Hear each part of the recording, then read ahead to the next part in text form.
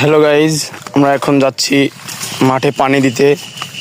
আমাদের সাথে আছে একটা তেলের বোতল আর নতুন একটু ফিতে পাইপ, যেহেতু আমাদের আগের ফিতে পাইপটা নষ্ট হয়ে গেছে সেজন্য আমরা নতুন ফিতে পাইপ কিনে এনেছি।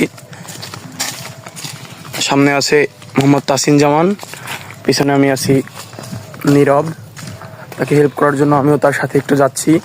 সো আমাদের মাঠটা একটু দূরে, তবুও সমস্যা নাই। আজকে ওয়েদারটা খুব ভালো, বৃষ্টি হচ্ছে না, হালকা হালকা রোদ আছে, সেজন্য আমাদের কাজ করতে বেশি অসুবিধা হবে না। সো আমরা এখন যাচ্ছি, চলুন দেখি আমরা কিভাবে যাই, আর আজকে সম্পূর্ণ প্রসেসটা আপনাদেরকে ভিডিও করে দেখাবো।